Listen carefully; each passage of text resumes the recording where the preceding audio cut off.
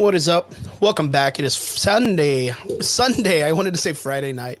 It is Sunday night, and you're here with the Average Boys podcast. It's your boy Crispy, and it looks like I'm running solo today. Brian, Sundays are really hard for Brian to be able to make it, but he's trying to maintain, and he'll be back sooner or later. And Triggs is trying to get home right now. He's at work, and he'll probably try to see if he can get in. But if not, we're going to be having a good day today. It's just going to be a catch up on everything that went down this week. And yeah, man, going to appreciate all of you guys coming in. Hey, David, if you want to jump on, man, I can send you an invite if you like. I can have you totally jump in. I mean, if you're not busy, dude, if you're not busy, I got things that I want to talk about anyway. So, yeah, I'm going to give people a little bit of time to jump in, see what's up. I'm going to share. Make it happen. I don't mind. Let me go ahead and do this real quick. I don't know. I hope everybody's having a good weekend or a good week. Everybody did really well. What's up, Dave? Good to see you. Everybody in the comment section. I want to say I appreciate you guys tuning in again every Sunday night here with the Average Boys. Yeah, let me go ahead and share this real quick. Share the story and share now, just to let people know that we're on and we're active. But yeah, let's see what's up, David. I will send you an invite if you'd like to see if you want to jump on and just hang out for a bit. I don't mind. I'm running it anyway, so want to say what's up, guys. Thank you for tuning in. We appreciate every one of you guys. Thank you for tuning in on this Sunday night back with the Average Boys podcast. Hope you're having a good day. We're going to be talking about a couple of things. Of course, had some pretty good events happens this weekend, especially one of them that I wanted to kind of bring. But you have your phone, dude. You can jump right in. That's not even an issue, man. Don't even say that. You can just jump right in and just chat. I wanted to talk about the current, I guess, like echo chamber that the convention scene and all these vendor events are having on I guess the community when it comes to the vendoring and cosplays and all that other stuff.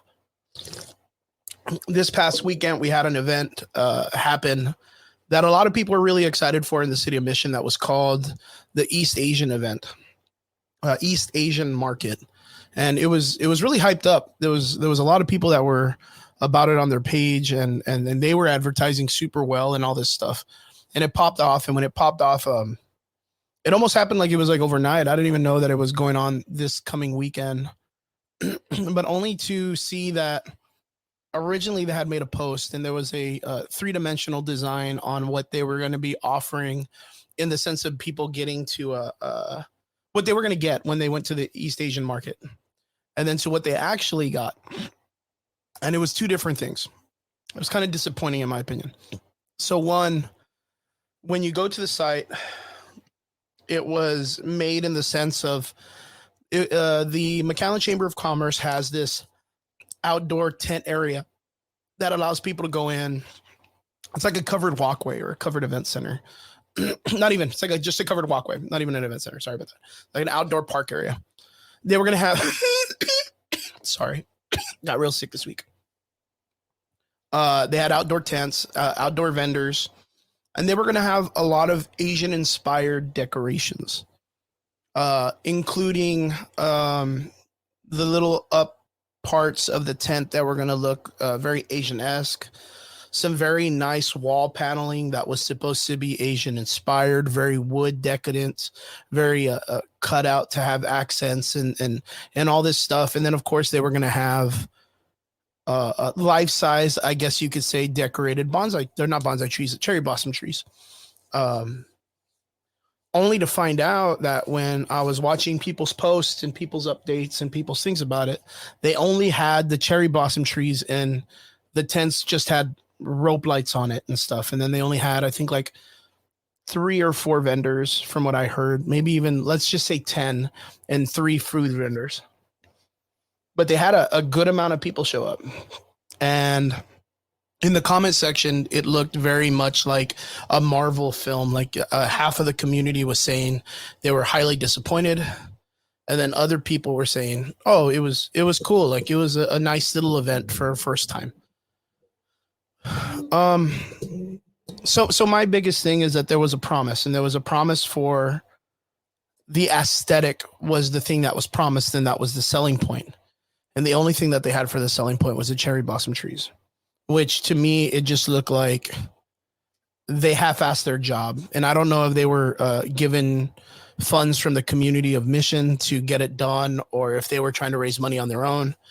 But they made a promise and they didn't pull through. And if you have an opportunity and you want to check out what I'm saying and have an opinion on this, and this is just my opinion, of course, go to their website, go check out the Area 956 Facebook, and then see their post for the East Asian market and the picture that they have that they had established as the design. And then go to the on around there, you'll find the link for the East Asian market or Asian market mission or whatever it's called. Click on that and then check out the videos of the pages and tell me what y'all think and you tell me what y'all feel. Yo, what's up? Have you on the show, man? What's up, bro? What's up? What's up? It's on mobile. How's the audio? Huh? How's the audio?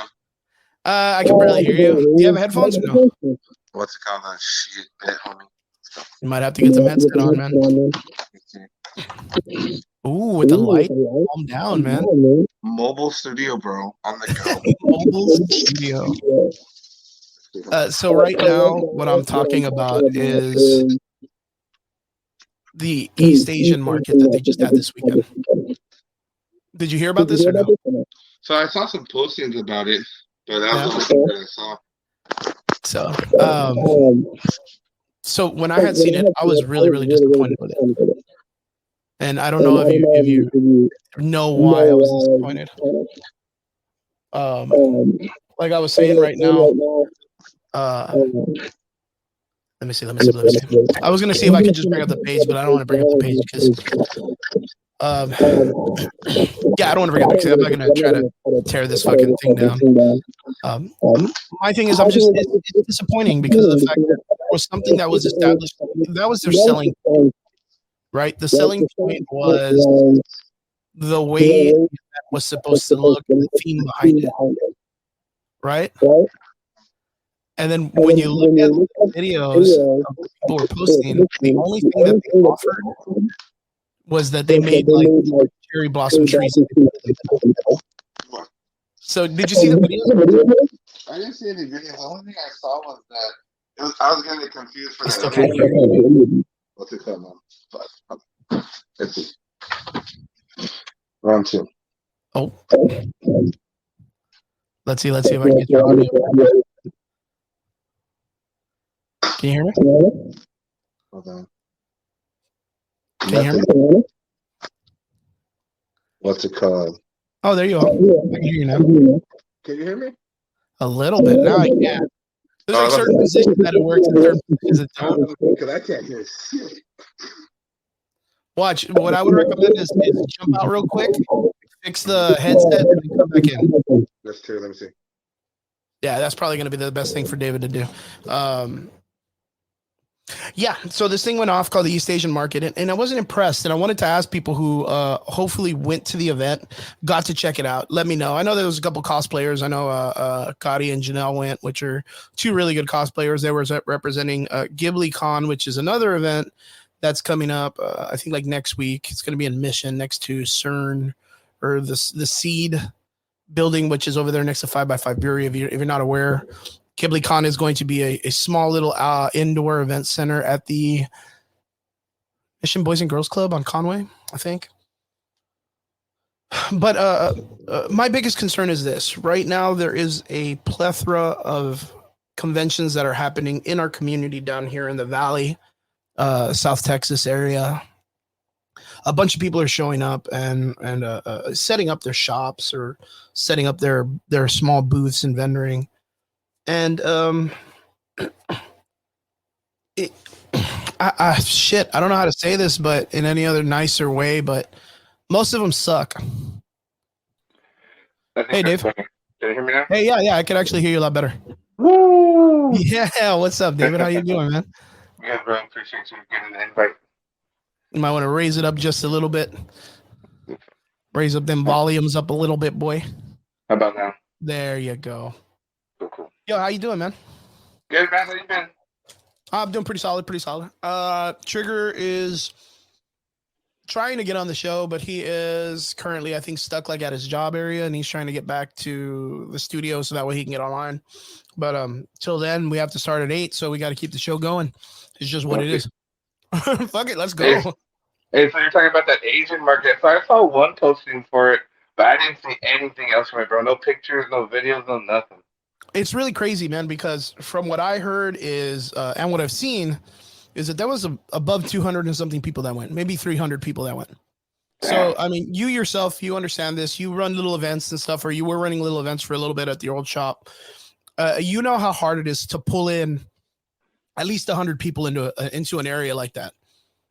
This was ran by the city or ran by a third party connected to the city at a city event center or a city event area. But there was, to me, there was this really crazy thing that there was this theme of promise. You know, they offered the opportunity to make the environment or the area look very Asian-esque, very East Asian kind of. I guess the idea of the aesthetic of being like a Asian, outdoor boothing area and stuff. And the only thing these people did for the theme was put like 3 cherry blossom trees right in the middle of all the tents. And that was it. There was no decoration of the tent area. There was no decoration of the booths. They had Asian inspired cuisine restaurants there that were selling stuff. But apparently the wait for those was astronomical and people were complaining on how long it was taking for food. And they only had like 10 vendors. Damn. So, yeah, what's cool is I'm guessing in people that do have photos, it's going to look pretty big. It's going to look pretty packed, right? But if the only thing that they aesthetically had were 3 cherry blossom trees, like if it was me that was not running it, but if it was me that was going to that place looking for that aesthetic, I'd be super disappointed. I'd be really, really disappointed.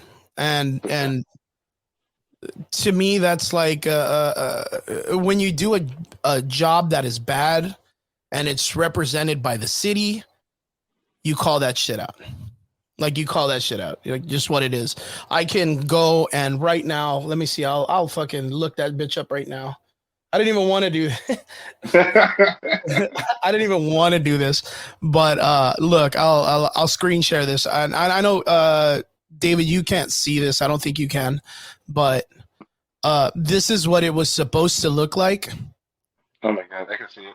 Yeah, so you could see the background, the blue tents, which are supposed to be like those outdoor stretched fabric tents that give people shading and concrete and stuff. You could see the how each booth was supposed to have like a wooden accent with some type of design, a circular cut. The cherry blossom trees were to be designed as little parts of the walkway on the inside. And then, the lanterns and all of that stuff for a small, maybe like 30 yards, 40 yards of decoration, which I mean, that's not a whole fucking convention center. That's not a quinceañera or whatever. That's just a small 17 feet wide by, 60, 50. What's up, Lemon? Good to see you in the comment section, man. 60 feet in distance. Decoration shit that you could probably do by going to like like the 99 Omega store, fucking Costa Kevin's and getting a bunch of weird decorations. You could pull it off. You could, especially when you'd been planning this since September, like since you've been planning this like months and months in advance. So from here, what it was, let's see if I can find it. Here we go. This is Frank Guerrero. He's a guy that's running for the city. His son is one of my old training partners. Actually, Alex is a really, really good friend of mine. This is what they had for the thing. So right now, this is the entrance, which is where that big red gate was supposed to be with the 2 panels. And it's just the word mission that's got a cage style front, which people were able to put locks, which I think is I want to say it's more of a European tradition because that's on that Love Bridge. I don't know if you've ever heard of this, where they would go and put locks on it, and people go and they hire locksmiths to go and unlock them because it kind of like weighs that half of the bridge down. But they wanted to go with something of this aesthetic where people can put a lock or buy a lock or get a lock and come and put their name or a wish or something. All right, I get it. But one, that doesn't convey like an Asian aesthetic to me. That doesn't convey an Asian aesthetic. Other than that, those are the cherry blossom trees. They look nice. I'm not going to say that they do not look good. Those like theme wise, they look great. As a matter of fact, if the city were to come together, hire a bunch of people and make like 10 of these and put them like around some part of the city or whatnot, that would look fantastic. But I think there's only like 3 or 4. Other than that, a good amount of people showed up, but other than that, it's just an outdoor event. Look, this is again, this is what they shouldn't do. What it's supposed to look like on the bottom compared to practically what it ended up looking like on the top, which is the area that it looks normally. Like, I don't know. Maybe I'm being a stickler. Maybe I'm being a pain in the ass, but I'm disappointed in this event and for the community, because now that they've done this, they've ruined the opportunity for the community to have a really cool event. They've had the opportunity to ruin the community on what it is that people do for outdoor events and what they promise. So the next part, when these people, the Area 956, promise another themed event, people are going to be like, oh, well, it's going to be some lights on a wall and just a bunch of vendors doing what they normally do. There's nothing aesthetically that we're going to go with that's going to be pleasing. Like we see in the comment section, Lemon drove by and he said he cruised by it, saw it, and he said it looked bad, that it sucked, and he didn't even want to do it. That he didn't even want to go to it. Lemon, if you didn't stop by, that's on you, right? But if you did get to stop by or knew anybody that stopped by, let us know in the comment section what people actually thought of the event. Because like I said, me, myself, con goer for a long time, convention kind of guy. David, convention goer, owns the shop, Atomic Collections, right? Atom Collections, Atomic. I always say Atomic. I'm so sorry. Yeah. It's because I'm super into Astro Boy. Atom Collectibles. I love your logo, and I keep telling you this, the logo you posted up on Facebook. I know you're doing a whole new thing. You're rebranding yourself. You're putting yourself out there. You're doing it 100% by yourself. Super proud of you, dude. We're gonna get to that in a little bit because I want to talk to you about the whole entire setup and you getting out there and becoming this whole new image of yourself. But you've been in the community of setting up vendors and all of this other stuff. For these guys to go out there, promote like they did, because you look at it, 300 and something likes, 200 and something likes on every one of their posts about this. They advertised correctly. They got people's attention. They were all about it. And then at the very end, they fucked up. In my opinion, they fucked up. They trashed out. And if they have anything they want to say, they can hit me up and I'll bring them on the show and I'll tell them that's their face, that I think they fucked up and they ruined it for people. But in your opinion, if you had that opportunity and you had this image and you approached the city and you told them this, and then that's what you gave them, what would be your rebuttal for the situation? Like, what would you say to yourself if that was your outcome for yourself running an event that way? It always starts off with like your wins and your losses. So you might have like a win on the advertising, like the 300 likes like you talked about. But at the end of the day, it's not about the one event. You want to do multiple events, So if you drop the ball on the trust for the people in the city, and especially vendors, who's going to want to put their trust into you? Because at the end of the day, like, regardless if I'm a business owner, you're helping the city or whatever it is, it's like you and me always talk about outside the podcast, it's accountability. You know what I mean? So you can't just own the good; you have to own the bad. And if you're dropping the ball with that, regardless if it's the city or who put it together, you got to think about, okay, so maybe we oversold it, maybe we mismanaged some money. How can we learn from the mistake and own it? And let's say, for example, if you're charging at the door, you're charging vendors, and that first event bombed and you're tied to it, I personally would offer a discount, maybe less cost for the table or whatever it might be to gain the trust back. But once you break a vendor's trust or the public's trust, it's really hard to kind of earn it back and actually deliver. Because once they're going to say, like, they're going to do, let's just say, like a Spider-Man thing, and all they're going to have is web. Like, it makes no sense.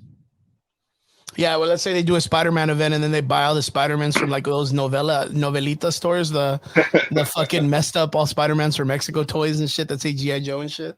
Yeah, the six Um, leggeds. it's really disappointing, man, because one, we have South Texas Comic Con. Ramsey Ramirez runs a really prominent event that he's been doing for years, dude, for years, and it was never an easy factor to get there. Like Ramsey's been on my show, he's been on your show, he's been on several talking shows talking about the dedication and the time and the effort that it takes, and sometimes the not making money to get out there and put the effort into getting the community exactly what you promised to give them. Sometimes, like you said, it's not a win-win. Sometimes you go out there, you put an event together, and you put your heart and your effort and everything into it, and nobody pops up. Nobody pops up, and you lose money. But the thing is my biggest thing in this is reputation. You know, your reputation is one thing that you can never mess up and then get back. Like once you ruin your reputation, you're pretty much done. Ramsey has always had a good reputation of putting on a great show. So that's why I believe that the community always clamors and scrapes and scratches at wanting to be a part of his show, because they know deep down inside that they're going to get money out of it. They're going to work. They're going to be able to do it because of the success of what he's had in the past. And I think when I see these type of people and the smaller events that are being run, they automatically associate themselves with that success. They associate themselves with the success of, well, South Texas Comic Con does it, I should already be at that level. And a lot of people don't know is that they don't have a foot in the game. They don't have anything in the game. Like we've seen it before where we see all these events that are clamoring and coming out like almost every other week, and 10 people show up and all the vendors are just upset because they're not making their money.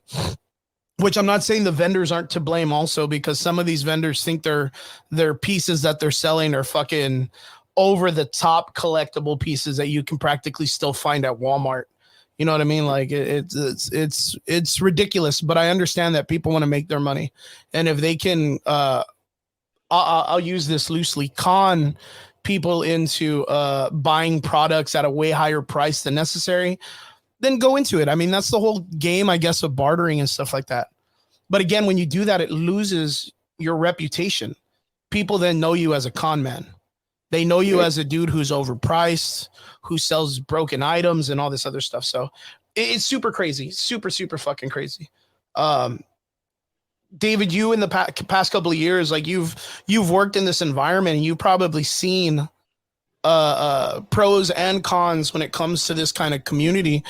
Off the top of your head, you don't have to mention any names, because we're not trying to we're not trying to stop anybody from making money to eat ramen soup or whatever the fuck. What would be like some of like what would be one horror story that you remember happening at a convention that you were like, wow, dude, I can't even fucking believe that happened. Like it could be either with vendor or convention. I get you. I think just convention wise, I think I heard that the people count, the turnover count was like less than 10 people for one event, but they were heavily promoted. But I also think, there's a lot of resources that you can use, whether it's ChatGPT or even sponsored ads. I know you mean we've had conversations about organic growth and paid growth and stuff, but at the end of the day, like if I'm charging a vendor an X amount of money, and I had this conversation, a little bit of highlights the conversation I had with Ramsey was, if I'm charging $100 or $50 a table or whatever it is, me as the host, I'm guaranteeing, you know what, Chris, you pay $50 for the table, you're gonna at least make you're gonna make $100. Yeah, I mean, yeah, obviously you'd love to double it, but you gotta promise at least what you're gonna put down on it, because like my family has to eat, your family has to. Now, me as the person hosting it, I have more on the line because I got employees, taxes, insurance, stuff like that. But as a vendor, if I'm saying, hey, Chris, $50, I guarantee you're gonna at least make your money back at minimum. If you don't have a crowd, your biggest thing is gonna be changing your format to growing your business, get them on your Instagram, get them on your TikTok, grow that way if you're not going to sell products. It's not just about conning the money out of people, but you got to get repeated customers. That's how you're going to grow the business. Yeah, of course. It's crazy because okay, so with me, I'm sitting on the outside, right? I've never hosted an event. There's possibilities that maybe one day I might. I want to hold a Chris Con or Chris Chris Kamikalasia, or I don't know. We call it Chris Con. That's how we talk. Yeah. One day I would like to host something, but I'm not going to go into it unless I know I can bring something fun. Two, you have experience being in a convention and casually running small ones and stuff like that. I'll say this out loud that I think so far in the last maybe like year, the majority of events, they suck. Like, I'll put that straight out there, and I'm not even going to try to lie about it because I'm not trying to sugarcoat anything. Because the people that are out there that listen, that pay attention to this, I appreciate you guys for trying. But me as a person who purchased the tickets or purchased the table or purchased anything to be a part of it or associates myself in it, I want it to be good. Like, I want it to be good for the community. I want people to be able to leave, and I want them to leave happy, which is the consumer's dream when it comes to being a person who runs something. You should have it to where not every person, because you can't please everybody, but the majority of people should be able to leave and be happy, or at least somewhat content. At least somewhat content. Let's just say content, right? I'm saying the majority of the events that I've been to this past year just suck. Like, they just suck. Like, and I'll say that out loud. Do I think they could be better? Yes. One of my major concerns, and the only reasons why I say this, is because it does not take away, it adds to the failure of our community and making it suck even more every year. And the more people go out there and do just more and more and more without building something without having some love and affection and, trying to make it successful, it makes the community worse, and it makes it look where we cannot go out and plan to do this anymore because nobody wants to show up. We've seen the decline of people showing up to conventions this past year stronger than any other year before. And to me, that's scary because we're still on the factor, kind of lightly, we're still on the footnote of after the virus, people coming out and enjoying themselves and wanting to be a part of something and go out and have some type of adventure or excitement. And this is kind of forcing people to go somewhere else, which does not help the community, does not help vendors, does not help small businesses. I have my quips and quotes about that also, but we'll talk about that in a little bit. But what do you think in this year of experience that for the upcoming events that are coming up, what do you think that they need to focus on to be a little bit more successful or to build into a more positive lifeline when it comes to running events and conventions? I can tell you from the experience that I had. I mean, obviously, I've been out of the valley for a couple of years, just kind of hearing the news and talking to a lot of people. Definitely, the biggest thing besides the accountability is, there's steps to that ladder of success, and the more steps you try to skip, the harder you're going to fall. So some people are just saying like, hey, you know what? I got the money. I'm gonna go blow off the wall. I'm gonna just get 5 voice actors and fuck it. And you can do that. I mean, if you have the money, more power to you. I mean, I wish I had the money right now. Mm-hmm. But if you're not building the brand successfully, like you're gonna think that you're really succeeding, but you're not. And there's always a saying that says, you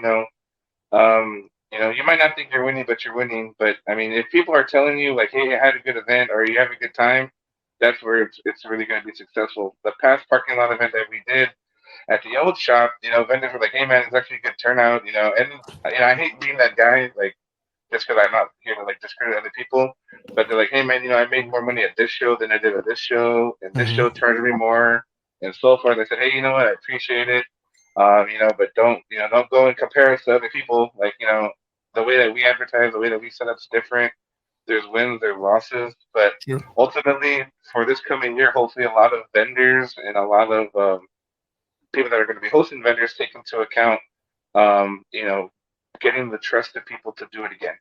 If I sign you up for an event, Chris, I don't want you just to do one event. I want you to do all my events. You know what I Yeah, mean? yeah. You want multiple events. Yeah, You want to be able to retain the vendors. yeah, exactly. That'd be really cool. And even then, like sometimes a lot of people say, well, sometimes you have to change out vendors, but honestly, like people are gonna buy what they want to buy. The power's in the consumer. You know, Mm-hmm. if I want to buy prints or crafts or whatever, you're gonna buy it regardless. It doesn't matter who it is. You know, True that. True And that. if the vendor's not communicating, like if you come to my table, Chris, and I don't have the Funko Pop you're looking for, if I'm not the guy that says, hey, man, I'll be here at the next event. What are you looking for? Are you looking for Marvel? Are you looking for Captain America? Are you looking for Iron Man? Oh, Iron Man. Okay, man, come to the next event. I'll have some Iron Man for you. You know?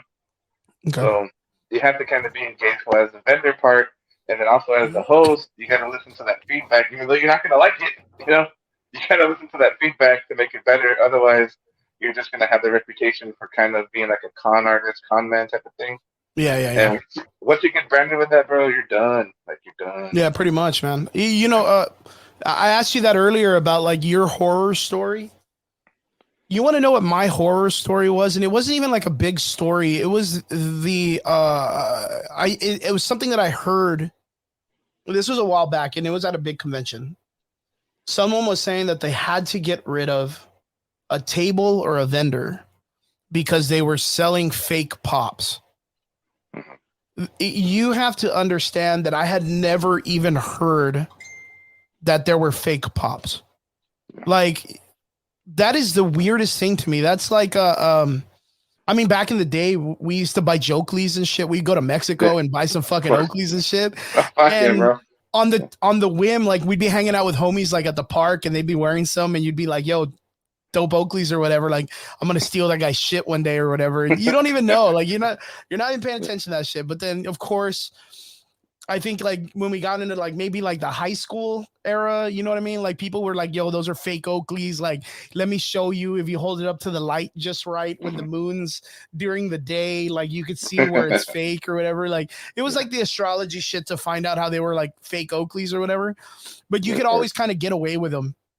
And of course, there was like the fake Nikes and like, it kept going on and on and on. And it was one of those things that us being a border town, it was so easy for us to get those type of objects just to kind of like cruise and shit. I did not know that there was anything called like a fake pop. I didn't even know that was a real fucking thing until someone called it. And I was like, I think pops suck. And there's no disrespect to people who like run pop stuff. I think pops suck. I hate them. But they're such a simple design. How can you tell when one is fake and one is not? Like, what's the trick to catch it? Lemon, I know you left a comment. I'm going to make sure I talk about that right now too. I'll make sure I post that up, but I just want to ask that because I don't understand. How can you tell a pop is fake? What's it called? My favorite one, bro, is the price. Like, I've come across some people that bought an Elvis Presley. It goes for like $3,000, and they'll end up finding the research. It goes for $3,000, and they'll come in. They're like, "Hey, I want to check if this is real." I'm like, "How much did you pay for it?" $30. It's not real. Like Damn. I'm just Damn. like, But like what I if can it's tell you right now, bro. wait, what if that's like one of those like, oh, I found a Bugatti in like some old woman's barn at her farm that her husband just had, and it's a real Bugatti. Yeah. What if you I get mean, that one like fancy there's. Bugatti out of nowhere? I'm Like, not what gonna do you lie to you, tell? bro. I'm not gonna lie. That's happened once in a while, but we always ask the backstory, But obviously, there's things that we check for: the Okay. footprint, the printing, the print on the word "pop" is half faded, the Ooh. cut, the window. Sometimes you get window swaps where they change the window, like the plastic and stuff. Oh, okay, the Um, front plastic. yeah, and they even do that Yeah. for autographs, bro. Like they'll sign blank or they'll sign the plastic autos, then they'll swap them and shit. So. Oh no, Yeah, it's dude. crazy stuff, bro. It's crazy stuff. But the best one is just the stories, bro. Every now and then you get that Lamborghini in the garage type of thing. Yeah, But yeah, you know what I'm talking yeah, about. you do. I'm not gonna tell you like it's all the time, but I usually hear, "Well, I was at the mall and it was there for like $20." I'm like, "All right, bro. Like now you're Yeah, done, you're like, that fam. ain't a Like story. yeah, you That's not done, a homie." story. They'd have to be like, oh, dude, I was at the library and this one wild old woman ran up next to me that looked like Carmen San Diego and put the box on my table and was like, don't let them find you. And then took off running by being chased by two dudes in suits. And I was like, yo, this is it's got to be legit, man. This is some Matrix kind of shit, some Jackie Chan The Yeah, Quest or something. Um, yeah. but yeah, like that was one of the major horror stories because in my mind I was like, you know what? Like one of these days, like it's like I said, like I want to host an event one day. I really would. I really would like to put something together, something that I could be proud of and something that I could bring some fun to the community and my neighborhood and all that stuff and be able to do that for the. But like I'm not that smart at figuring out what's a fake pop and what's not, dude. I'm really not. So that would be super, super crazy. Lemon in the comment section, Juan Limon says, look, honestly, these days, I guess this is what we were talking about earlier, right? Look, honestly, these days, you go and you've been to one, like you said, you've been to all of them. Recently, they've just been stale. It's the same thing repeatedly. Secondly, right now, the economy's tits up and you have to make choices to either get a ticket or ground beast for $20. That's the biggest, craziest thing is the economy is just hurting everyone right now. I haven't had I haven't had a conversation in a while that someone has just been like, dude, I'm doing fantastic, bro. Like I bought all the gifts, I fucking do all the cool stuff. Like everyone is like eating shit right now. Everyone is eating shit. And it's crazy. I was just talking to my roommate about this, but I had read an article that to be able to be financially successful right now, or at least in the right state of mind, you would have to be making an extra $15,000 this year just to be where you were like in 2020, 2019. Like that's nuts, dude. Like pre-coronavirus, you would have to be making 15,000 extra just to be at some type of comfort. Now the crazy thing is, David, you're a man of numbers and a man of crunching the economic structure and finding ways to make money and stuff like that. What like do you feel it right now when it comes to this, like the economic distress right now? What's it called? With the experience with both, when I worked at Walmart and then with this, I mean, in Walmart we combated with just cheaper items and stuff. But as for small business wise, bro, like I always believed in, and I guess I can see it more now because having a business and then watching it slow down is different than building a business. And the reason being is, if I'm a business and I have a shop and my shop's been open for 3 years, and if I'm looking at my numbers and I'm used to making $300 a day, and let's say one day I randomly drop to $200 and it becomes a trend, me as the owner, I have to build that $200 back to $300. If I allow it to keep trending down and I don't combat it by either cutting my costs, cutting my overhead, because at the end of the day, like right now as a market, people don't want to sell their pops or sell anything because shops like us are offering 20 to 30% of what it normally costs, Okay. and that kind of affects the whole thing because now why would the person want to sell to me when they can just post it up on Facebook, wait and buy it somewhere else? You know what I mean? Mm-hmm. So one of the biggest things that I'm doing different in the shop that I open now is I'm buying a little bit higher, but I'm also buying a little bit more strategic. You know, you just got to be transparent with the consumer. You know, if someone wants to sell their pops and they don't have anything that I can sell quickly, I'm going to offer a little bit less, but I'm also going to pay a little bit more than the competitors. But definitely, I mean, you can feel the crunch, but you have to combat it with, trying to make everybody happy, but also sustaining the business. Because if you already have a business going, and this is like any pop shop, comic book shop, if you're seeing your average ticket drop, it's easier for you to go from, recovering $100 to letting it dwindle down to, let's say you're doing $300 a day, you drop to $50 a day. How are you going to get that $250 back? Nice, nice, nice. You know what? As a matter of fact, let me ask you, man. How has it been going?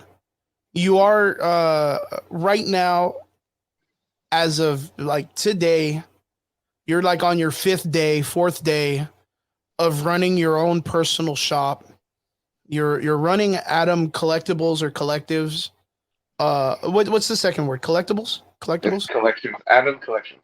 Adam Collections. I like collectibles. Collectibles sounds, I don't I know. guess so. Sounds crazy. It's because collection. Um, I'm taking people's money now.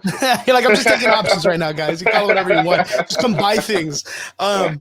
Adam Collections. Um, how has it been going, man? Like, the reason why I ask is because you used to be part of a shop, and I'm not going to mention any names or whatever. I'm not about it. You can, if you'd like, if you'd want to talk about it, that's fine too. I'm not forcing you to do anything you don't want to do, but fuck Walmart. But facts. Fuck them kids. Fuck them kids. Tell me how the new shop's been going. Tell me where you're located. Tell me what's your strategy for branding and what it is that you're going to be doing that's different from what you've seen and experienced in our community when it comes to having a collector's shop. Yeah, definitely. So pretty much my shop right now, we should be open next week. We're gonna do a grand opening, parking lot event, all the good stuff. I'm located off Ware Road in Nolana.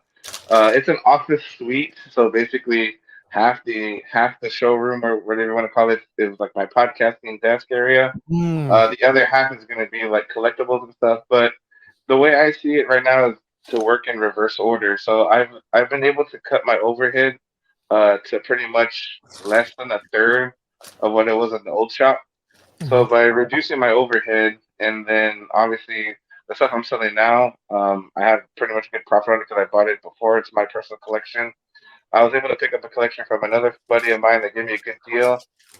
Building up inventory. Right now, I'm just trying to get like licensing and tax things out of the way.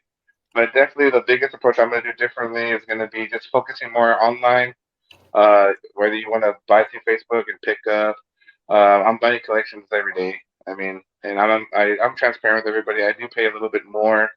I have had some people get upset because I told them, hey, look, I'm going to pay you this, but it's going to be a now price. But I guarantee you, if you call the collector, you call Mint, you call Kaboom, whoever you want to call. They're not going to offer you what I'm going to offer you. You're going to come back. I'm going to give you less money. And sure Really? enough, that's what happened. And the guy's like, "Well, we agreed on this." I said, "We agreed on that at the time, man. Like, I can't help you out there.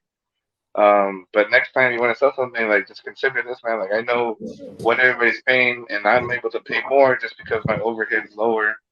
But definitely focusing more online. I'm gonna open up the Shopify site soon. That's gonna be the biggest goal from there. And then also focus on some private signings. I'm gonna try to bring some people down. If I don't bring them down, I'm probably gonna just meet them up in conventions and see what I can do there. But it's just working in reverse order right now. Like businesses are crumbling, man. I mean, there's no hiding it. You know what I mean? Yeah, yeah. Like people are losing money, and right now it's probably the worst, absolute worst time to start a business. But if you can get through this year, next year, by 2025, you're gonna be set. What do you think will fix it in 2025?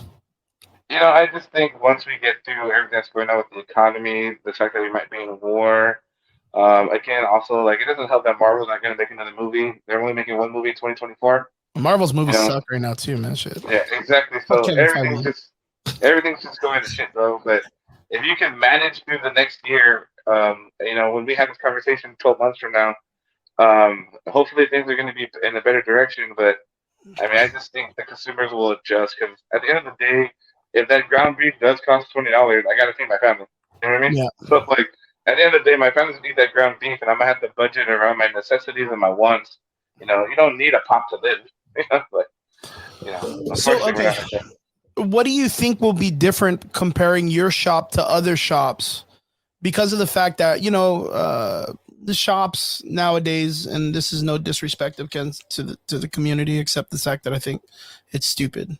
That they're kind of like car washes, right? A lot of people just you've seen it. There's a collectible shop here. There's 8 in Edinburgh. There's fucking you could throw a rock and hit a collectible shop like in any direction, and there's nothing different from one to the other other than they have something that another one doesn't have and you're specifically looking for, which I think would practically be what could have saved GameStop. You know what I mean? If GameStop turned into what all these collectible shops are, I think it would have saved itself. If they were able to work in like the whole buyback better. What's up, Brian? Good to see you in the comment section, my dude. Miss you, brother. Hi, Miss you. Brian. Hope you're doing good. It's probably at work getting the grind on, in the grind. Yeah. What would be the difference? Like, what is it that you're gonna offer? Okay, I mean, you're gonna sell collectibles. You're gonna sell pops. You're gonna buy retro games and sell retro games. But like, what is it that you're going to offer? Like, of course, I always go back. I think Ramsey is a really good blueprint. I think right now he is probably where everybody would like to be when it comes to this business. Um, he has his war room. He has his area that he allows people to come in and commune, create communities when it comes to like different card games and different board games. He has like open projector nights and films and all this stuff. Is there anything in particular? I'm not saying you're going to have like a fucking movie night or something at your shop, but is there anything in particular that you're looking at doing that's going to say, hey, you know what?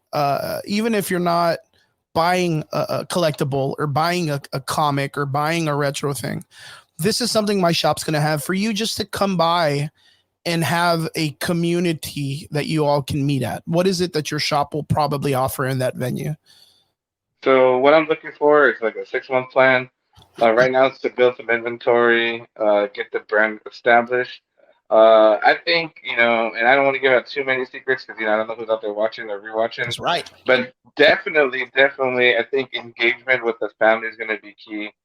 And when I say engagement, I'm just gonna give an example. Like, there's some festivals that, and I'll give an example. I think PokeFest, for example, Mm-hmm.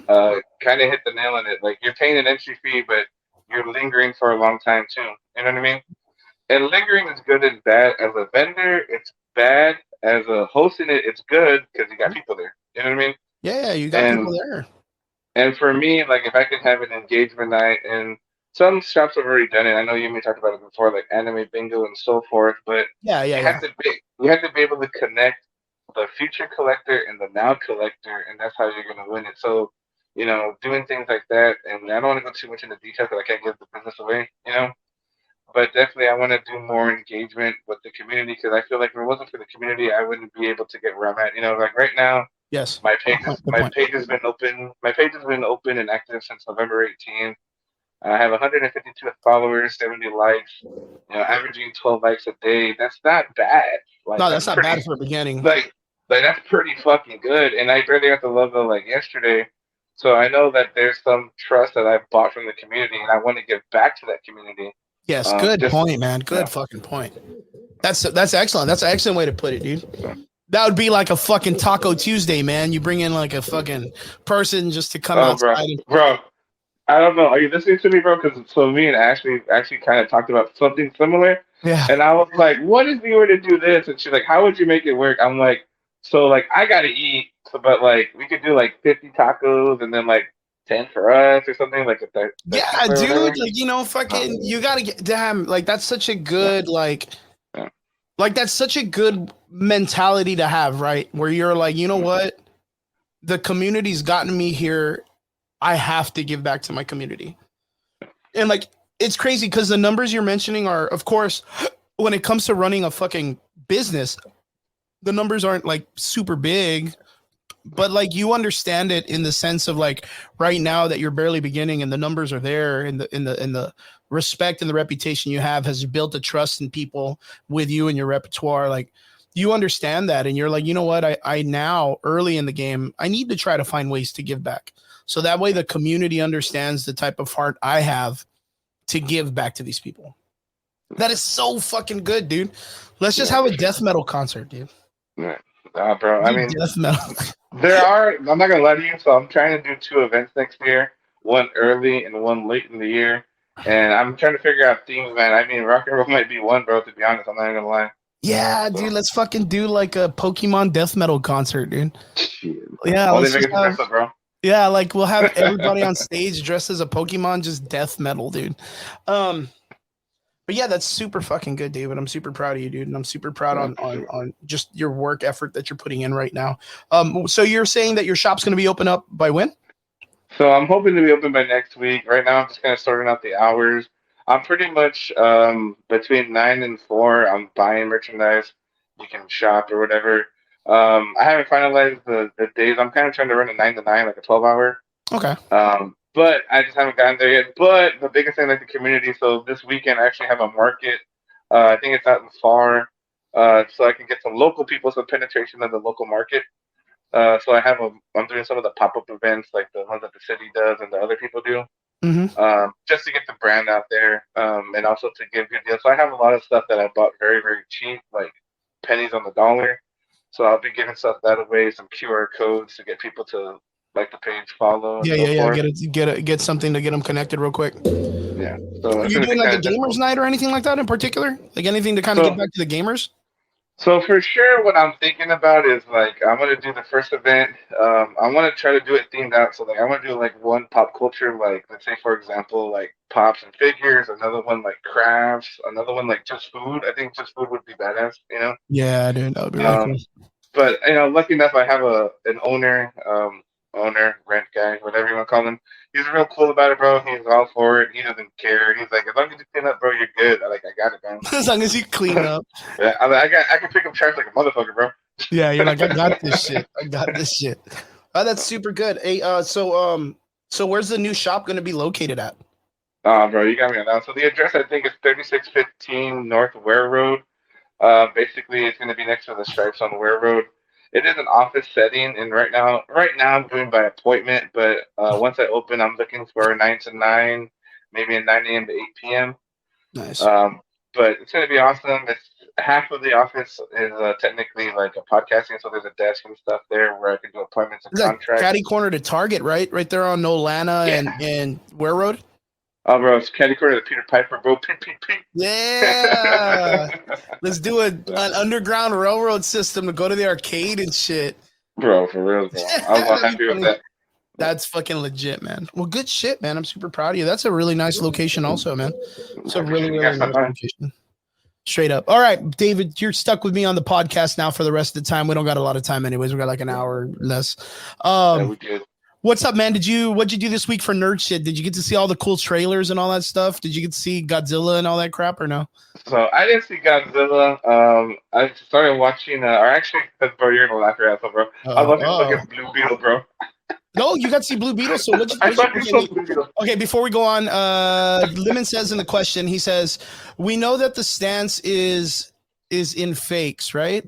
What about the stance on replicas? Replicas? Is that like on pops or what? So like fakes are just like all out fakes, and then replicas can be like duplicated. So for example, you know how you have like those little fancy adult trading cards, you know what I'm talking about? Mm-hmm. So those adult trading cards are not really fake, and they're not really replicas. They're like inspiration, like art pieces, you know? Mm-hmm. I mean, they're technically fake, but I think it's just been the beholder, bro, because having a complete fake item and a replica is different. It's like when you 3D print something. You know what I mean? It's still a fake then. No such thing as a replica. I mean, is it though? Like, is it? I mean, I don't know, bro. To me, it's the same thing. If I had this and I 3D printed it, it'd be a fake version of this. I mean, you're not wrong. I mean, it's still fake. It's still fake. Unless it's coming from the actual person who created it, it's not a replica. That's the way I see it. But let's say, okay, let's say Boji, right? Ranking of Kings, the greatest character ever. One of these, let's say, is like one of 500 created by David. David made 500 of these for a series. Let's say all 500 of these are sold. And then David makes a 501 for a special friend. Like just off of the series, not a part of it. Would that be considered a replica? I mean, I would say yes. Yeah, I would say yes. I would, because you're getting it directly from the actual creator, but it's not a part specifically for that series. So it's kind of like he just made an extra for a friend. You know what I mean? That's what I would consider a replica. Because other than that, if it's like if David made 500 of these and then Chris makes one of them and the fucking eyeball's like fucking weird or whatever, then that's a fake, dude. Like, because Chris ain't even part of the early 500. That's cat, bro. Cat. That's crap. Yeah, I would never even understand what would be the idea on fucking replicas or fakes or whatever. They're all fake if they're not a part of it, dude. That's just what it is. Omar says it's like if Pepsi came in Pepsi came in a Coke bottle. You see, you understand this. You understand this. Lemon says, I guess it's that way it's presented. Replica versus, hey, buy this if it's real. Yeah, that's pretty much. Yeah, pretty much. You ain't wrong. No kidding, man. No kidding. So David, going into the first part of business. So you got to see Blue Beetle. Yeah, 100%, bro. How did you like it, and how racist in the Mexican case was it? Oh, bro, it is it's super motherfucker, bro. I didn't know whether to be proud or disappointed. I was so confused, bro. Just know that fucking Vicks was a sponsor, dude. Man, no shit. That's good. So wrong. But so what'd you think about it? Like, breaking it down, fucking first Hispanic character that's not the real first Blue Beetle, nor the original, but Teen Titan. How do you feel about the Blue Beetle series or movie? Well, I mean, I'm biased, bro. I'm a huge Cobra Kai fan, But I mean, I 1 to 10, bro. I rated a solid 7. You know, Okay. when I watched it again, if it was on, I would. I wouldn't probably actively look for it. It had some hits and misses, but dude, it penetrated the Hispanic culture like crazy, bro. Yeah, you were like, man, I really wanted to go to Tequeria Zarape and buy a burrito or something. Just for Yeah, sure, I exactly. needed to go to I wasn't gonna eat at Taco Bell that day, dude. Not that day. Yeah, Gotta so represent, bro. that's super crazy, dude. Like I never got to sit down and watch the whole movie. Mhm. Because the moment someone told me Vix was a sponsor, I was like, dude, I'm not gonna watch this. This is fucking Soul Plane for Hispanics, dude. It's like, 100%, do you bro. remember Soul Plane? Oh, bro, of course. Come on, Dude, bro. it's like that movie for Hispanic people. Am I shitting on it? Nah, dude. I'm not a big George Lopez fan.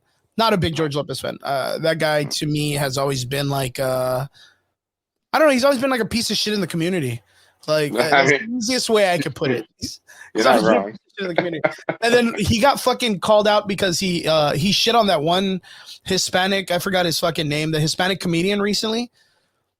But that is Well, just one part to like the 12 years he's been doing that shit to Hispanic comedians across the board. It's just this time the internet heard that he did shit like this, and now he gets to be like, "Oh no, dude, I'm not. It's not like that." And I'm not. Fuck you, bro. Fuck you. Uh, the accent, bro. The accent got me. yeah, yeah. I had to be a little bit. I had to be a little bit racist to my own people. No, brother, no. Yeah, dude. But yeah, dude, George Lopez has always been a huge piece of shit. So when they were like, "Oh, George Lopez is gonna be the dad," I was like, "Could you scrape the bottom of the barrel any worse, dude? Could you do it?" I mean, like every community, every culture has their character that's like the pinnacle, right? Which in Friday it's the dad, right? Yeah, Or you know what I mean, the old of man. course. And Yeah, he was yeah. in fucking Boondocks, the cartoon, as the grandpa. Like that dude, people love him. You know, people love that man. I don't remember his name off the top of my head, but people love Grandpa from the Boondocks. Yeah, Our what is cool? community, only a handful of like the white Mexicans like George Lopez. Like That's the true. white Mexicans like George Lopez. The people that aren't real Mexicans like George Lopez.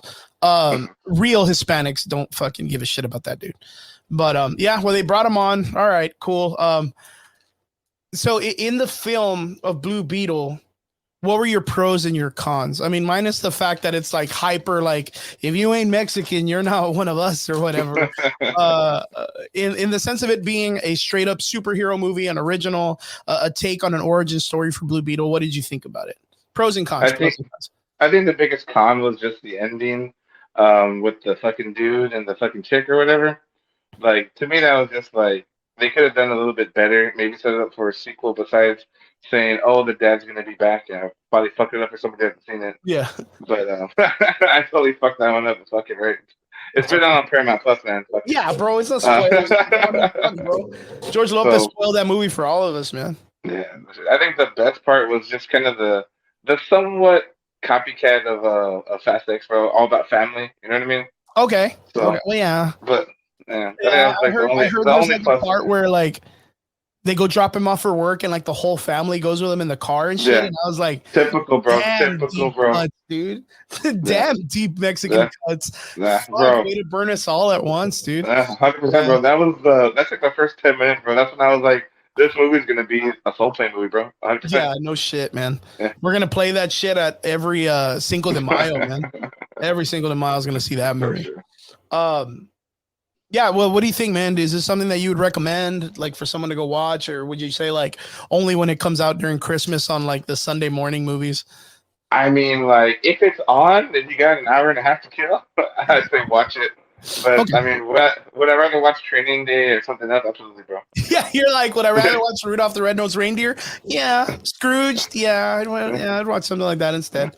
Good shit, good shit. Okay, well, let me ask you, coming into the new week, coming into the stuff that just dropped off, being that you yourself am somewhat of a gamer and you've been in the gaming community and you sell video games and you know that shit, by chance, did you get to check out the Fallout trailer? So I only saw the still images. I was actually gonna watch it after this before we got onto your Oh, yeah, yeah. podcast. I was doing my nighttime research and stuff, Nice. Nice. but I could. It What's looks up? fucking good. You know, the last Fallout I played, bro, and it's real shitty, bro, and people are gonna hate on me, bro. But The only Fallout I ever played, and I stopped playing, was Fallout Vegas, and apparently That's it's the one of the shittiest best one. ones.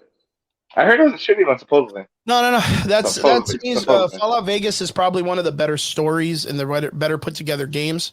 Mhm. Fallout 3, or what was the next one after that? It was all right, but it clamored too much at like the nuance of video gaming at the time. It wasn't until that they added like the DLCs and all the extra stuff that they added, what is it, the animatronics, or the technotronics, where you can like kind of like fuck with robots and add robots to your community and all this stuff, that has started to make the game a lot better. But the Fallout series itself has such like a rich story, that it was all based on like the atomic family time, when people were all like, oh, World War II, atomic bombs, be careful, Cold War. Don't forget, if an atomic bomb goes off, hide under your desk, kids, and all this shit. Like, if that was going to make it any better. It made a story that insurance companies and all of this stuff, and like that weird techno vibe, was on the rise, to where people knew that the atomic age was there and atomic bombs were eventually going to go off.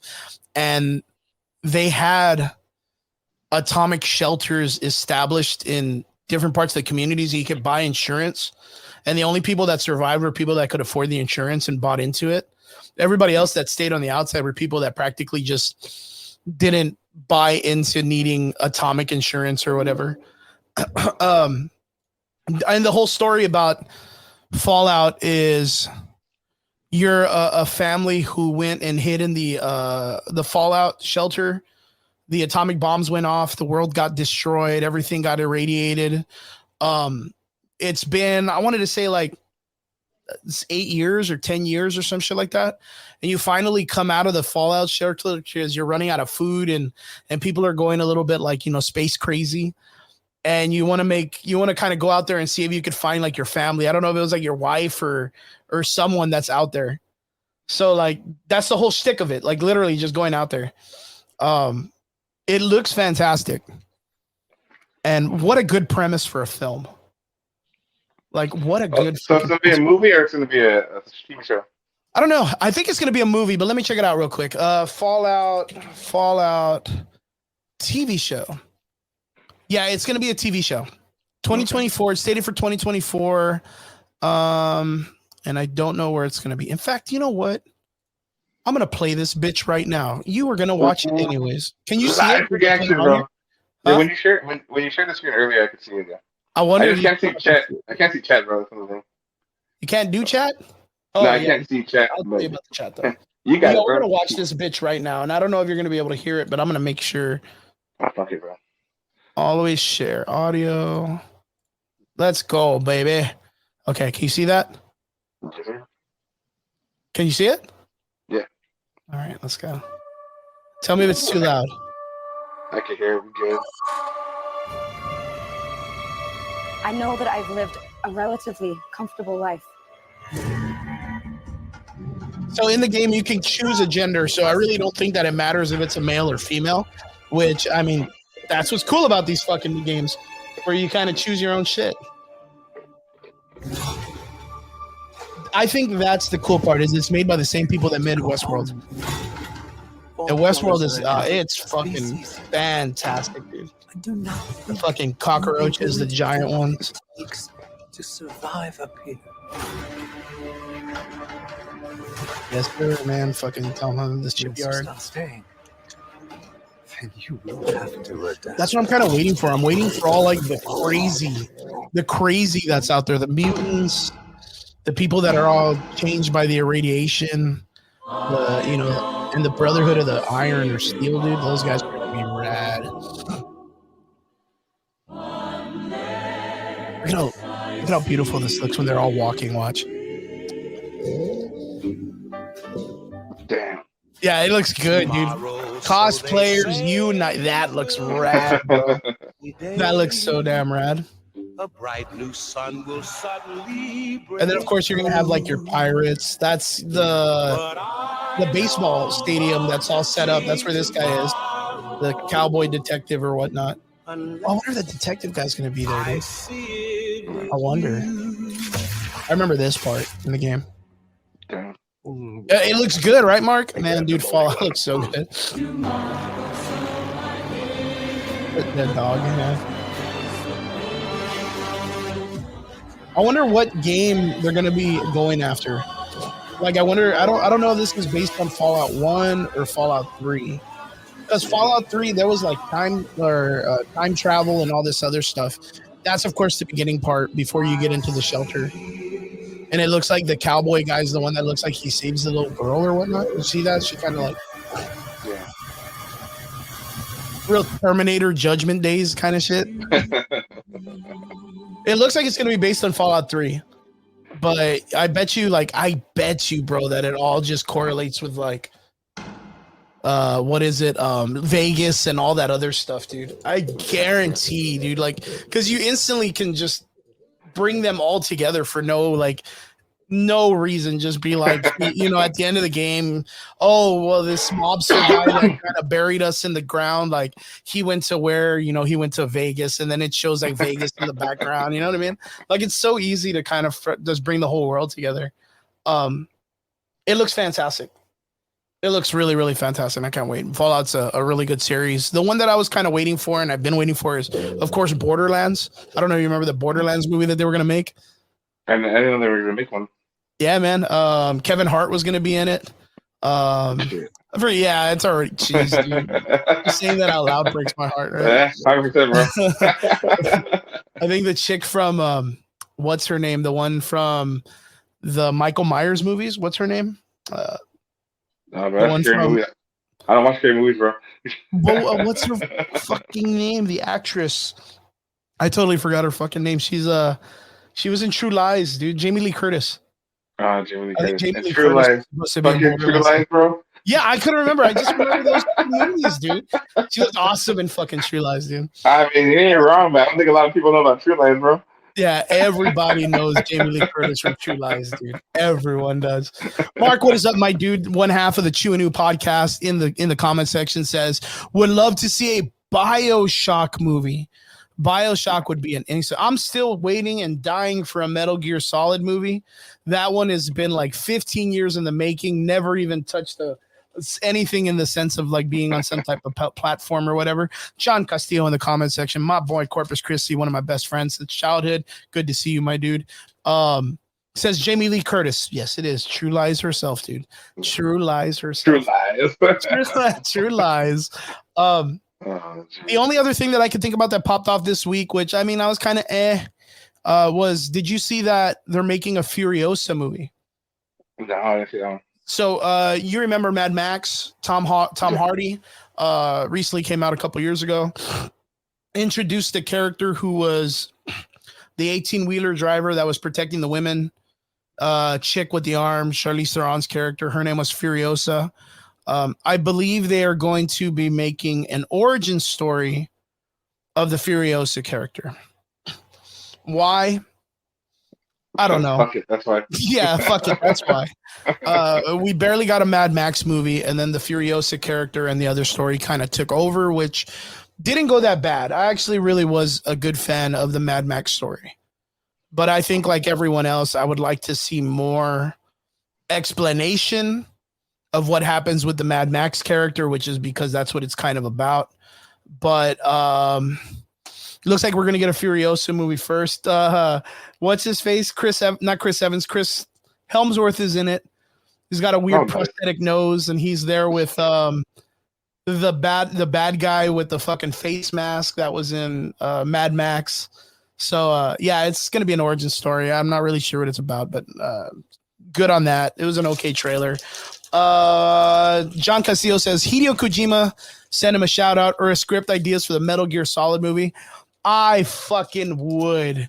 But he's not even a part of it anymore. Hideo Kojima is not a part of Konami. In fact, they just released a shout out to Mark from the Chew and New hashtag, but are you gonna buy it though? Campaign. Yeah, are you gonna buy it though? Campaign. The Metal Gear collection came out and not a lot of people really took it in, but Hideo Kojima's not even like thanked for his like masterful creation of the story. So that's crazy. Mark says, I got my tickets for Iron Claw December 13th. I thought that was going to be a series though. How cool. So you've seen the Iron Claw trailer? Nah, bro. I know I The Rock, bro. is I've been building shows for like a week, bro. you're like Shit. I haven't even seen Sunlight, my man. A Blue Beetle was in the background The playing. Von Erich story. Have you ever seen the trailer for the film for the Von Erichs? Are you like into wrestling or no? I mean, I think I saw something from the Von Erichs, but that was the family, right? Yeah, you remember those guys, right? That was like Yeah. the Bruce Lee of the wrestling world, which is like everybody believed the family to be cursed by demons or like has a curse that all the brothers ended up dying and all this shit. But they were like the royal family of the wrestling world, the Von Erichs, and now they're making a movie. Zac Efron's in it. Guy looks like a fucking behemoth, dude, of a man. I mean, we all remember this dude used to be like the beach boy, pretty boy from High School Musical, and now he just eats metal, dude. Like he just looks like a fucking like a man's man. Like an But the adult. problem with that is that there was a while back that Zac Efron got into a horrible accident, almost lost his life, and they needed to do reconstruction on his jaw, and that's why his jaw looks like that now. So now he just looks like a fucking 80-year-old bodybuilder, man. It's just crazy as fuck. But he looks really great in the part. The Von Erichs movie looks good. The Iron Claw, like, make sure you guys go check it out. December 13th. Mark Velasquez, Chew and Ooh podcast, has his tickets. He is already in the theater sitting there, dude. John Castillo also says Chris Hemsworth's going to be in the Furiosa movie. Yeah, he's got a weird ass nose. It looks awkward as fuck, but he sells the part. The only other thing from that this week was I gotta ask you, how big of a Marvel fan are you? You know, I used to just call myself a solid 8, 9, bro. But lately, I'm gonna Lately, would you say lately. that I'm would you say that I'm a proud 6.5, bro. proud 6.5, proud 6.5. Being a success from the Loki movie, we know that there's going to be a lot of big changes in the Marvel universe. There was a really big, crazy, like billionaire sit down. We all saw videos about it this past week with Elon Musk. Bob Iger was there, and Elon Musk was like, "Yo, bro, get good." You know, trying to talk shit to Bob Iger. And then, of course, Bob Iger went out there and threw Bob, Ichek, or what's his name? The guy that was right about Chris Ichek or Bob Ichek or whatever the fuck, which was the guy that had taken his role. And he just like threw his ass under the bus saying that it was all his fault.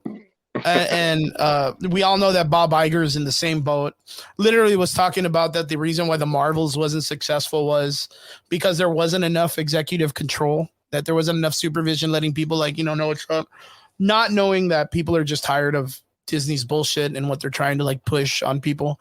But I think they're learning. I think they're starting to understand that people aren't following their bullshit anymore. And with the talks of what's been going on recently is we've heard that there's a possibility that Kang the Conqueror is going to be no more, that they're going to bring in Doom. They're going to try to force the Fantastic Four in. They're going to try and do Secret Wars and maybe bring in the original Avengers. With that, Chris Evans recently made an appearance on the morning show called The View. And the ladies, they have no filter when it comes to speaking their mind on stupid things. And they came out and they asked Chris Evans, "Hey man, Marvel seems like they want to bring you back. What's the possibility of you coming back as Captain America?" David, first off, what I would want to ask you first is, what would be your take if Chris Evans came back to the Captain America role, and how would you like to see him return? Bro, I'm biased. I'm a Captain fan, bro. He is. I think the OG Avengers, all of them, like Robert Downey Jr., Chris Evans, and all them, I think they're all willing to come back if it makes sense. Like They have to, dude. They have yeah, to. they're not gonna come back for dollars because one, it's their legacy. Like I want to say that's the legacy. Obviously, Chris and all of them have had like a lot more movies, right? But this is what they're known for. This is where they gain a lot of popularity. They're gonna look at their end not for the dollars, but they're gonna look for the experience, which is kind of what they need. They need to have that principle of like, I'm here to deliver a good experience. But if Chris Evans came back and the story made sense, I think it would be perfect, man. Regardless of, I would really love to see him die. I know that sounds real shitty, but I would love to see him die too. I think that would just be like that turning point, that cameo event that they would need. But definitely some OG Avenger, bro. One of the big three has to go. Iron Man already went, right? Yeah, well, we already have Iron Man already dipped out. He took the easiest L and died, and Like he did it in such a good factor, and they wrote it out very well. It had an emotional content. Like it got people talking, and I think they did it the right way. But of course, at the ending of the film, you had Captain America, take the hammer, go back in time, stay with Peggy Carter, come back as an old man. And then people were associating that idea with Kang and Quantumania telling Ant-Man, like, oh, are you the one with the hammer? Because I killed you before or whatnot. But that can't be because old Joe Biden, Chris Evans was there at the end, giving Captain Falcon the shield, which means he never killed him in the first place. Unless, of course, the normies would be like, oh, well, in the multiverse, he killed him. It's like, bitch, he could have killed anybody. Could have killed Black Widow with a hammer then. You're not making any sense. It doesn't really, unless it's said by the company, he didn't kill anybody other than Thor, it sounds like, because he's the only one with a hammer. Chris Evans came back and he said, of course, like, if it's done in the right respect for the character, he would definitely come back, which is equivalent to what Tom Holland said, because Tom Holland said he doesn't want to come back as Spider-Man really unless there's like a really good purpose. Well, the problem with that is, one, Spider-Man, Tom Holland is a dude that needs money because those guys, all of them need cash, because everybody likes to work for millions. No one wants to work for $9 an hour. And Tom Holland hasn't been making a lot of great movies. If you want to call Uncharted great, it's not Spider-Man. You know what I mean? Yeah. And his character was just last seen getting an apartment, which that's not an ending for Spider-Man. So I don't know where he's saying he ain't going to come back to at least finish the story. Yeah. But Chris Evans is different. Chris Evans had like a definitive ending to his character. A solid ending. Got old. That was in the comic books. Finally found Peggy. Really technically wasn't in the comic books, but it's something that he got to do and settle down with Sharon Carter. But he got his end. A lot of people are talking about how they would like to see him come back. Like, of course, for Secret Wars being like an alternative version of Captain America. I myself would like to see him come back as Captain Hydra. I think it would be great to see him come back and be a villain. A Captain America who, I mean, how cool was it to write that Captain America in that story becomes a Hydra agent, but in the middle of a war in New York City at Madison Square Garden or wherever they were fighting, he was able to walk up to Thor's hammer and pick it up as a Hydra agent. Like, how intelligent was that when it came to writing? Because, us as readers and people that are, deep down in the Marvel trenches when it comes to the comics, like, we know that Hydra is literally like Nazi Germany. Like we associate Hydra with Nazis, even though technically they're not. They didn't even care for the Nazis. Like Red Skull really didn't care. He just used them so that he can build his factor or whatnot. But it's still practically a fascist group of people that wants to force their ideology. And Captain America was coursed into this action of being a Hydra agent, which he truly believed, and in that process was able to still lift Thor's hammer like with ease, and it scared the fuck out of everybody in the group that was there, like everyone, even Jane Foster, who happened to be the person in charge of the hammer at that time. And then everybody left, and they left the hammer in his possession and all that shit. Even Thor, at the time, if I'm not mistaken, was still unworthy and couldn't lift his own fucking hammer. And Captain America rose that bitch, like being in his complete like alter ego, right? So Thor, of course, was just everyone's bitch at that time.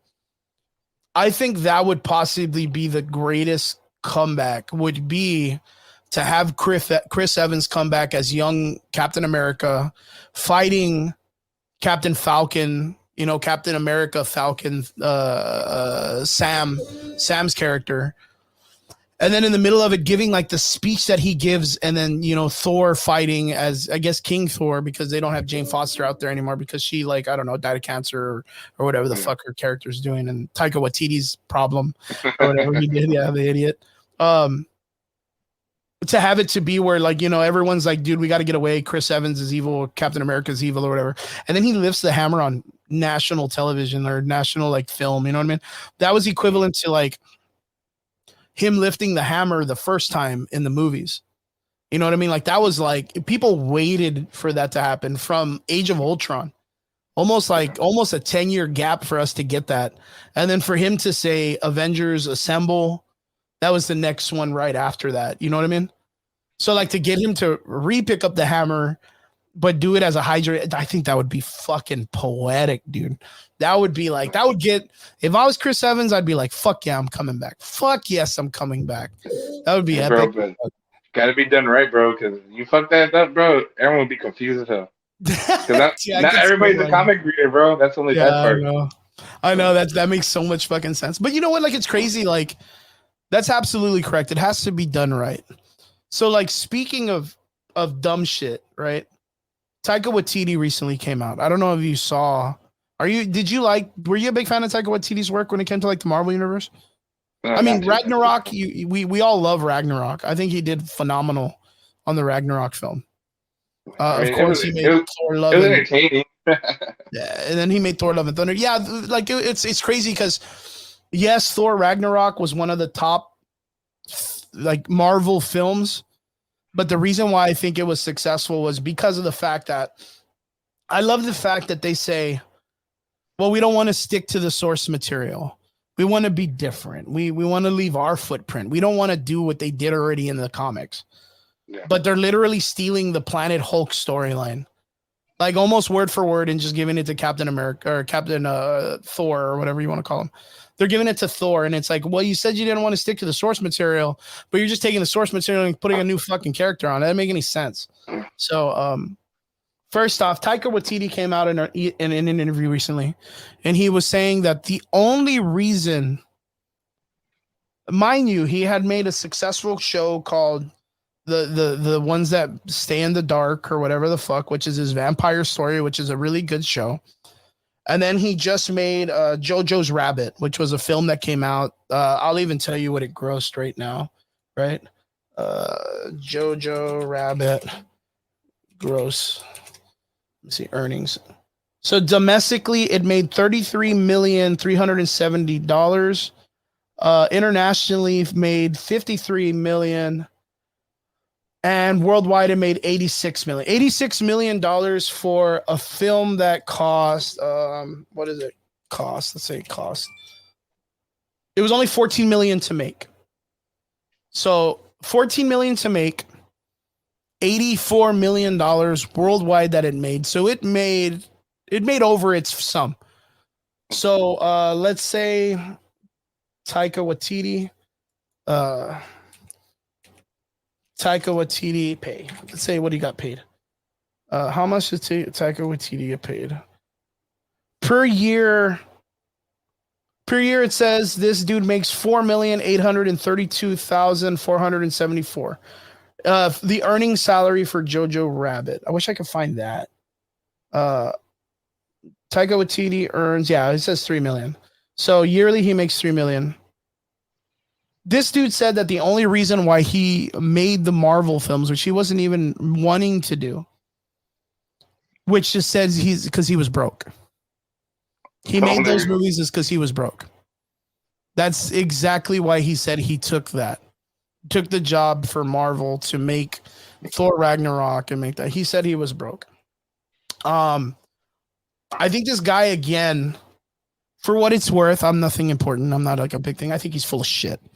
I think Taika Waititi is full of shit, and he's always been full of shit. And I think he's a one-trick pony, man. He has his flavors that he can pull off once or twice, and then it just gets overdone. You look at that in the Shadows movie, you can get through with a couple of episodes, and then the comedy starts to hit flat. You kind of get bored of it. It's like that real like hipster wannabe like comedy shit, and it doesn't really go to all over and over again. Jojo Rabbit was really fun, but you can't do a part two. You know, it is what it is.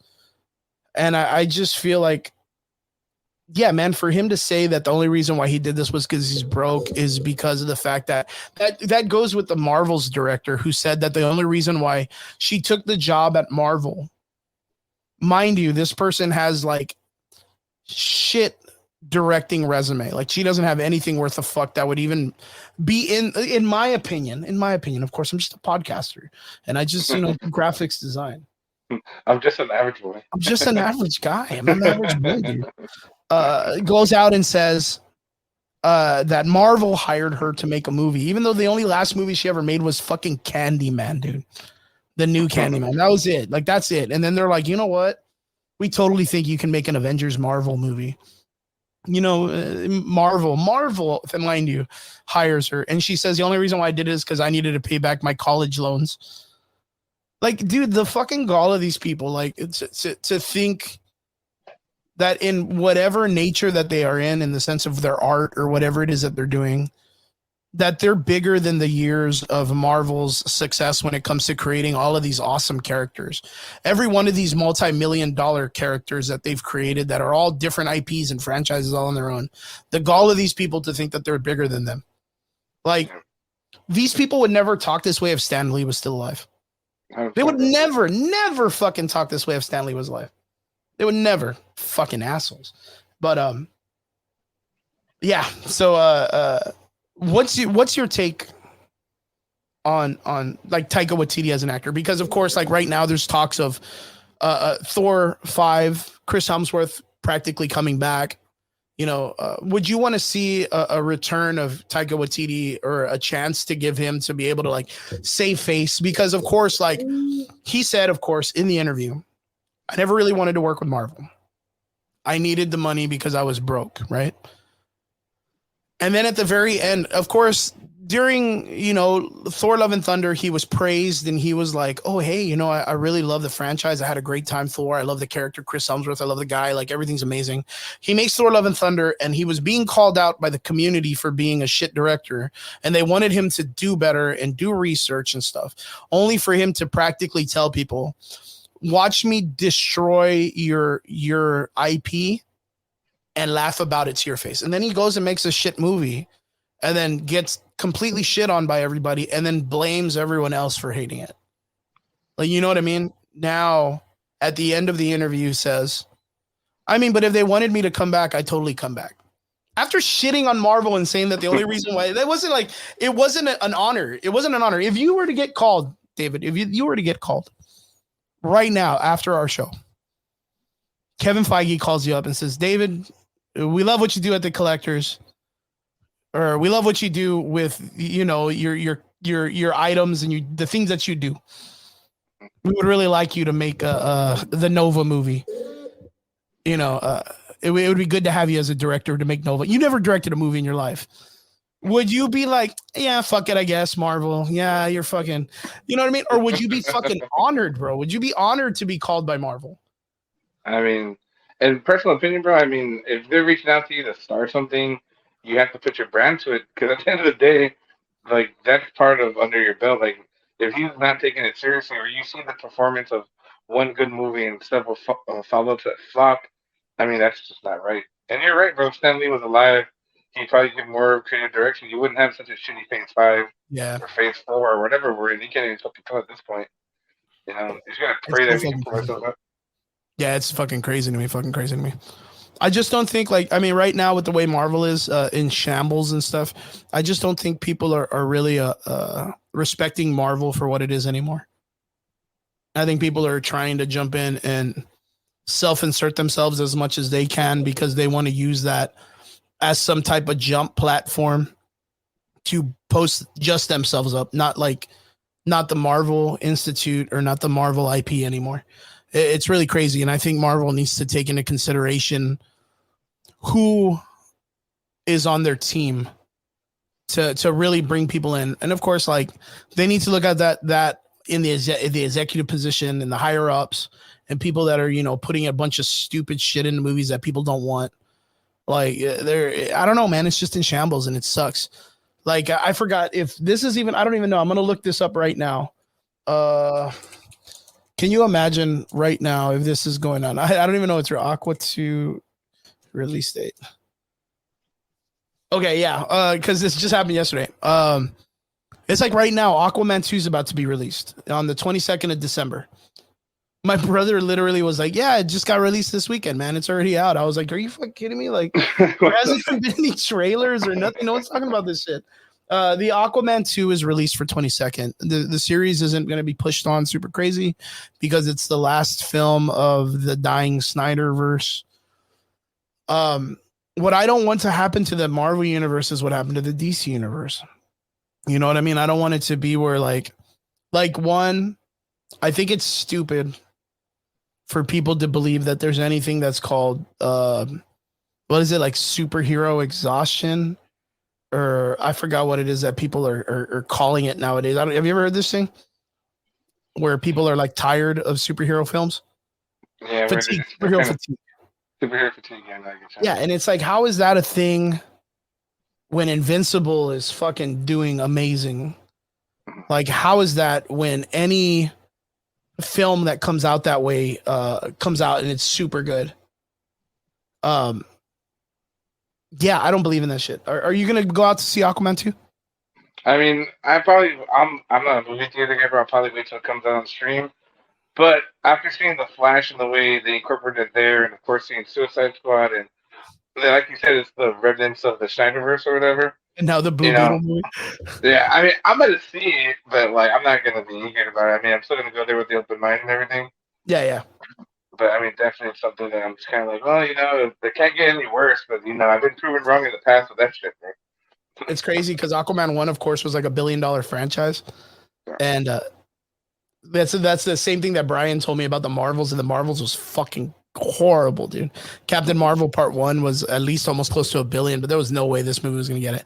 I don't think this was gonna get it. But David, I know your phone's already crapping out on you and doing crazy things. Let us know one more time where your shop is. I'm gonna let you go so that way you can get out and you can get your stuff. I want to say thank you for being on the show today. You're a fucking amazing gentleman, and I hope you had a good time chatting with me and fucking getting down and dirty with all this stuff. Where is it that we can find you at? Where is it that your shop's gonna be? Like, let us know in the comments and let people know what's up. No problem. Appreciate it. Thanks for the invite. So, right now, just following us on Facebook. Right now, you just search Adam Collections. You'll see it on Facebook and Instagram. We have a whole 6 followers on Instagram. You could be number 7 if you update your cards right. And then we got 100 and I think it's 56 on Facebook. We're located on Ware Road in McAllen, Texas. So we're off of Ware Road, past Milana, catty corner to the Peter Piper, next to the Stripes. And we'll be posting up hours of operation soon. We'll do a big deal. You'll see more of my media out there.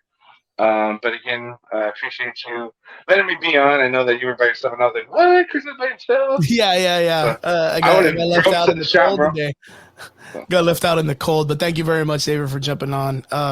Let us know when you're going to do your grand opening so that way we can promote you and we can get out there too. The boys will be out there and just hopefully chilling out, getting drunk, passing out in the parking lot or whatever you want us to be doing. Yeah, hard. Yeah, man, that'd be good. Thank you, David, for jumping on, man. We appreciate you. All right, that's what it is.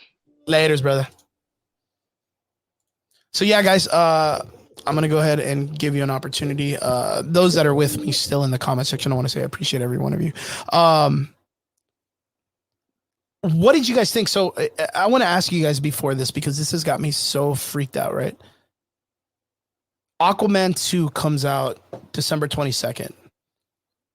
There hasn't been a lot of advertisement when it comes to this, and I want to know, like, are you guys excited for Aquaman 2? If so, in the comment section, let me know what you guys think, because I don't even know what the fuck is going on when it comes to the Aquaman series. I don't even know why they kept going with it. It's going to be, I think the Amber Heard shit got released, right?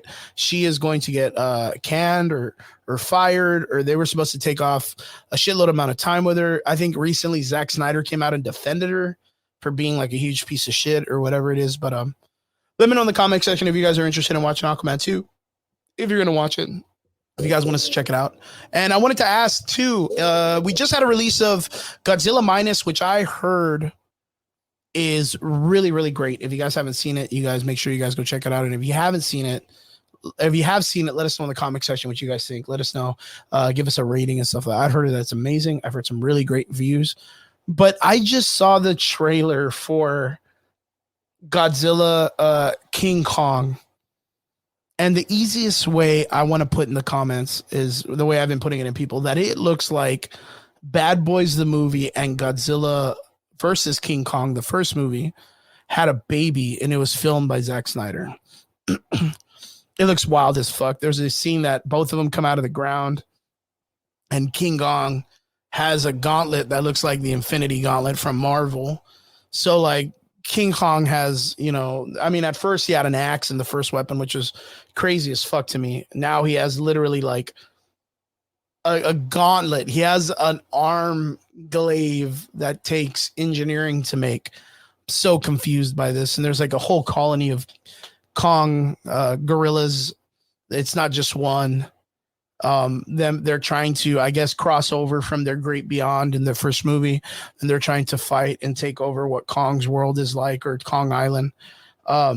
It looks wild as fucking. Godzilla and him are going to team up. They're going to do a team up in a collab, and they're going to go after these guys. But let us know. That's going to be King Kong and Godzilla, the movie, together. But right now, there has been a release of a film called Godzilla Minus, based more in the Japanese culture of what Godzilla originally was. It's during, I want to say, like World War II. You have a character that's coming in, and human man that is trying to come back to the world after the war, and Godzilla pops up. So it's him trying to come back to his humanity while he's dealing with a catastrophic event, and family and people are dying. Most definitely something that I've heard that's pretty good. You guys go check it out. Let me know what you think. If there's anything else in the comment section you guys want to let me know about, let me know. And if there's anything during the week that you would like us to cover, make sure you guys tell us in the comment section. Hit us up in our DMs. I would like to say thank you to everybody that tuned in and jumped in. John, Mark, Ham, my man, straight up from Harlingen. Thank you for jumping in. John from Corpus Christi. Lemon, I want to say I appreciate every one of you guys for jumping in. Thank you for leaving comments. Thank you for leaving the the emojis and stuff like that. I really, really appreciate you guys. Let us know in the comment section during the week what you guys would like us to cover here every Sunday. And we appreciate every one of you guys for coming in on Sunday night and hanging out with us here on the Average Boys podcast. We appreciate every one of you. We hope you guys have a great week. Go out there and kill it. Don't let anything bring you down. Don't let work bring you down, or the economy, or anything like that. We just got to make it through this, and we're going to be all right. Appreciate every one of you. We hope you have a good weekend, or a good week, and a good rest of the night. You guys make sure you stay safe. And yeah, I'll see you later. Peace.